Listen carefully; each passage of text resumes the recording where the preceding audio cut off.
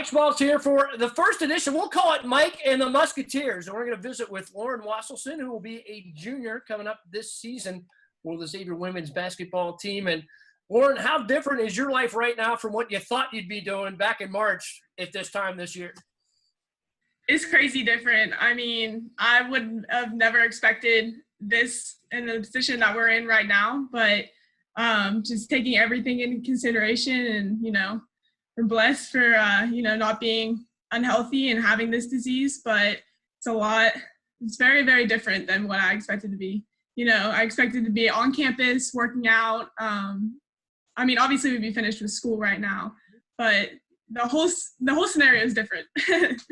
Yeah, talk about when you started seeing that news, because the team was in New York and New Jersey for the last weekend of the regular season. So you're up there playing. Mm-hmm. Were you aware that this was starting at this time, and was there any precautions taken at that point? Honestly, I had no clue. I'm really not the type to look at the news and stuff like that. People would generally tell me, but we really weren't told anything, when we were up in New Jersey and New York with our last Big East games. So we really had no clue. We just finished out the regular season. We even went, to the Big East tournament up in Chicago, and we didn't hear anything either. So I know this all kind of went down when we went home for spring break, and it was just I would kind of say it was kind of like a bomb dropped on us. So we really didn't know. We went home from spring break, all of our stuff was still there. So back on campus. So we weren't expecting anything. So we went home like normal. We're expecting a week or so for a break, and then come back and get right back to it, back to classes, finishing out spring semester, and obviously workouts too. So it was crazy how fast it all happened. And we got the message that, COVID-19 was going on. And my dad was like, well, the next step to this is your school's going to be canceled. I looked at him, I said, no way. I'm like, that they can't cancel college. It's never happened before, at least from what I know. So I was not expecting it at all. And then, the bomb dropped and we got the email that classes weren't going to go on anymore. And I was devastated. I'm like, I need to go back to school. But I'm just taking this time, to spend with family. We don't get this opportunity too often. So taking all this time in and, doing my best to enjoy the time that I've been in Pennsylvania. Pennsylvania, your hometown. How was it like finishing out the semester, either online and doing your exams and things remotely? How'd that go for you? It was very different. I would say it probably took about a week to get adjusted to. We kind of had to get into a routine. So when you're at college, obviously, you would wake up, you would go to class, you'd be on a strict schedule from class, going to practice, and then from practice, going to dinner or whatnot, and then doing homework. So you're in your own little routine. And obviously, this is all messed up by this. So it was really nice. Coach Finley had sent out a regimented schedule for me. So she would be like, okay, you would wake up at this time, you would do these classes, do these 3 classes, you would have a set block to work out in, and then you would do your homework for the rest of the day, and then go lift or something like that. So it just took a while to get used to in the routine, but about a weekend, I would say I got used to it. So the academic part of it's finished up here. What kind of grade would you give yourself overall here for this semester? I would say an A. I finished out pretty strong, just overall. I wouldn't say it was harder. I would say it's just a lot of busy work that they gave us, how the teachers got adjusted to. So, being online, it kind of made it a little bit more fluent and a little bit more easier. I know some people have difficulties with learning online and going through that tough adjustment, but I wouldn't say it was too bad. But I'm also taking a class right now. So the summer, I haven't really got a summer yet. So I'm on my way to my master's. So I am taking another class right now. It's accounting for the first summer session. So I talked to the coaches and they fully agreed with it. So I'm taking a class right now, and then we'll be taking another class in the second summer session. So just going off of that and keep on rolling. can't spell Wasylson without an A. You can't spell student athlete without an A, or accounting without an A. So we're going straight A's for this point. Straight A's, straight A's. I like that. Accounting's tough, but we'll get through it. You discovered any new pursuits during this time away from school? You listening to podcasts? Did you maybe a new game, anything like that? I would just say, actually, me and my neighbors have picked up a pretty good game of spike ball. So I haven't really been able to play that in a while, and I'm really close with my one friend. She's right across the street, and we would play against our brothers and kind of get like a whole neighborhood thing going on, a whole tournament. So that's actually a big thing that's been really fun for us. So Pennsylvania hasn't opened up, at least for beauty salons and things like that. So how many inches have you gained on the hair there? Because it was pretty long when we finished the season. Long. I need a haircut, like, so bad. But I mean, I kind of like it. It's kind of a new perspective. It's not too long. I mean, it's like that long. It's not too bad. But I know from like a guy's perspective, everybody's like, "Oh my God, I need a haircut." But from a girl's perspective, you can like grow it out and whatnot and not look too bad. But yeah, for us guys who are having a problem with the hair, I mean, you probably can't tell now, but if I open this up, it would get outside the frame. Looks good. What are some of the tips for living with long hair for guys? Like, what do you recommend for us? That's a good question. I mean, I think every guy's different, honestly. They have their own different look, so I don't want to go into that. I do need all the help I can get. So if you think of anything, you can feel free to bring that up a little bit later. I got you. Well, a little bit of a basketball event. The Last Dance was on ESPN. It's about Michael Jordan's career in the Chicago Bulls, sort of his evolution. Did you watch any of that? And what do you think maybe your takeaways are from maybe watching him? Because, again, well before you, and the big debate is LeBron James or Michael Jordan, who's the best ever, yeah. All that good stuff. Did you get to see any of that? I did. I watched the whole series, actually. So that was a kind of a big thing Sunday night. I mean, obviously no sports are going on, so the whole world is watching that. And then just being a basketball player, that's huge from seeing it from one of the greatest players in the world's perspective and what he really gone through. I know you had mentioned the LeBron and Michael Jordan scenario, and I've got asked that question so many times, but I'm going with Michael Jordan. I mean, that's my perspective. I know people are going to say something about that, but he's definitely the greatest of all time. And just watching his documentary and how he continues to compete day in and day out is just something that us as athletes really need to take into perspective and know what he has gone through. So that was huge to see. Yeah. What are some other ways you tried to stay connected with the basketball side of things? I know you're away from campus and, they've given you a little bit of a schedule maybe to work on, maybe not.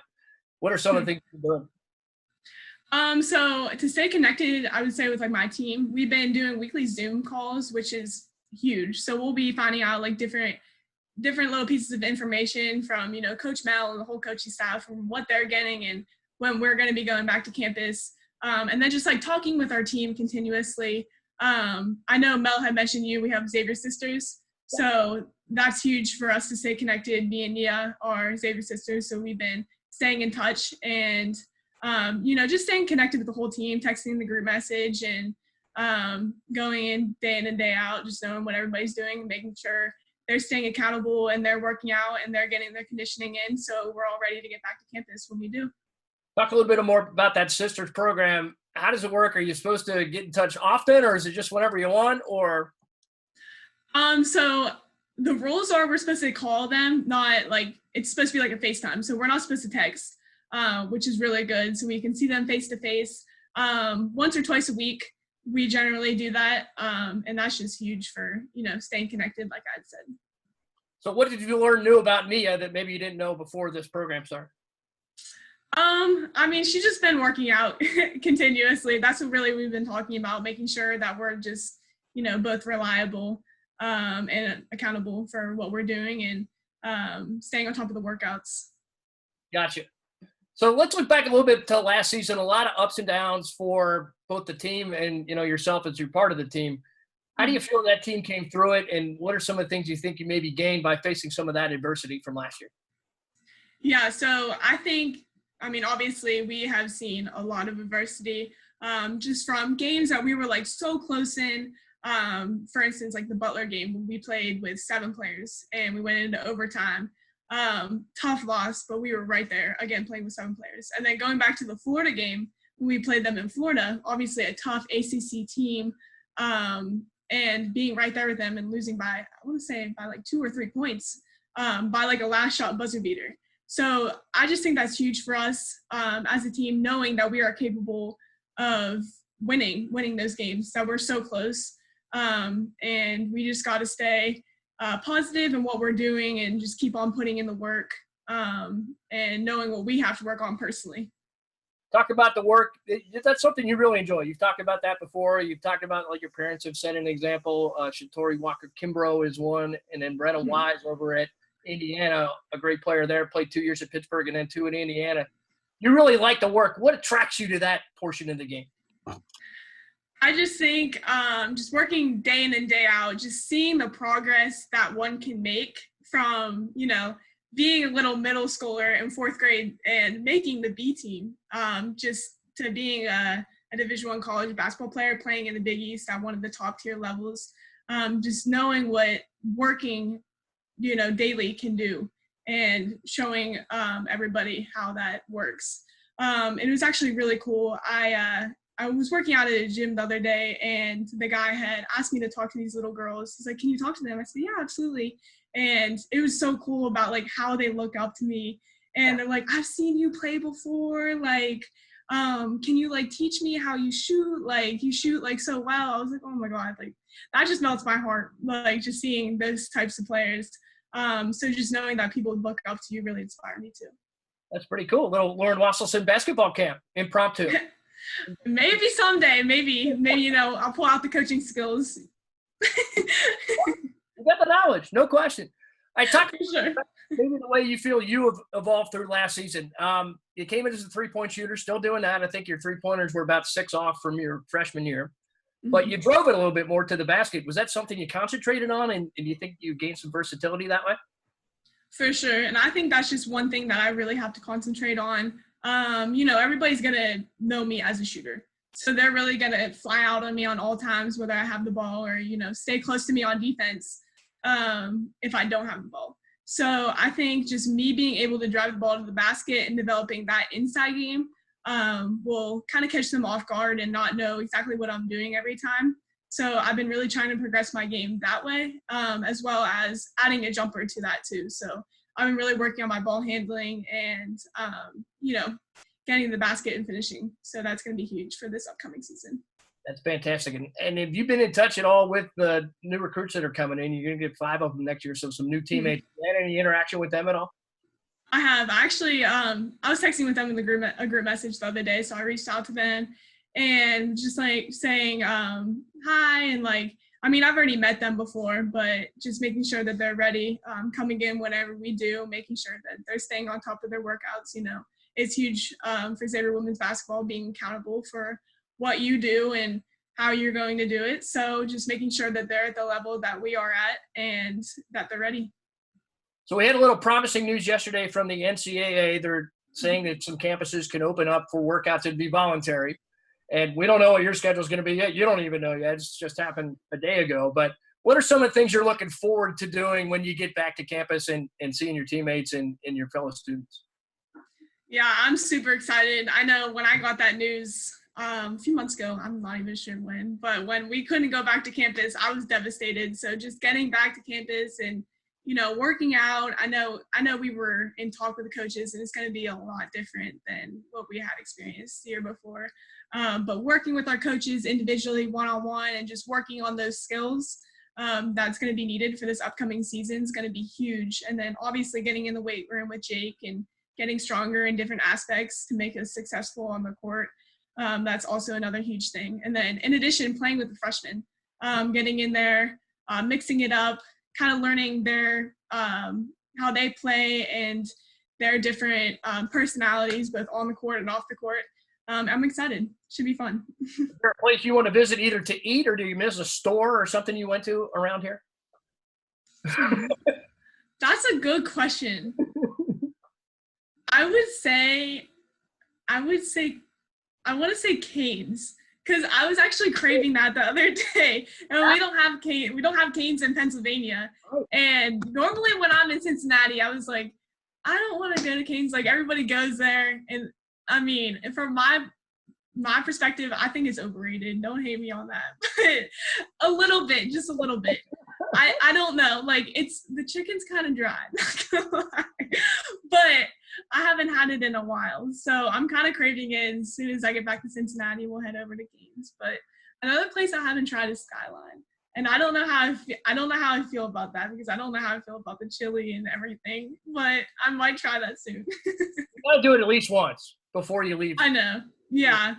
I was talking with some players too, and they were saying that same thing. Like, you have to try it. It's like a Cincinnati thing. So, I mean, maybe this summer when we get back up there, when we have time on our hands, might as well. Yeah, being from the city now, either people are really going to love it or really going to not like it the first time out. So it's an experience. There's no real gray area there. I've heard different perspectives on it. Like, you either really like it, like you said, or you absolutely hate it. So I don't know. I had to try it, so I can't really say anything on it yet. But from looking at it, I don't know. Not all looks, well, it's about the taste. It's all about the You're taste. right. You can't define a book by its cover. Right. And speaking of judging books by their cover, we're going to give you a chance to do that. Now, as you know, I've given you the nickname Wasnado, okay? Yes. And I want to tell you why, because this picture was taken during the Skyline Chili. They can see that your hair is fanned out when you made a little post. Yeah, Well, I remember that. With the phrase Wasnado. So I'm going to give you the chance to either vote it up or vote it down right now. Do you want me to continue on? Do you like that? Or do you want me to try to move a different direction? I like that. I think it's unique. I think it fits me perfectly. I love all your tweets that you put out about that. And I think it throws people off guard, honestly. It's just different. I like it. I like being unique. Well, I just wanted you to show the inspiration behind it so you understood it a little bit better. Okay? Yeah. Yep. All right, Lauren. Well, thanks for joining us today. Stay safe, and we hope to get you back to campus soon and get you back to work in a little more of a routine here in Cincinnati and maybe that visit to Skyline Chili. Perfect. Well, thank you so much for having me. I appreciate it.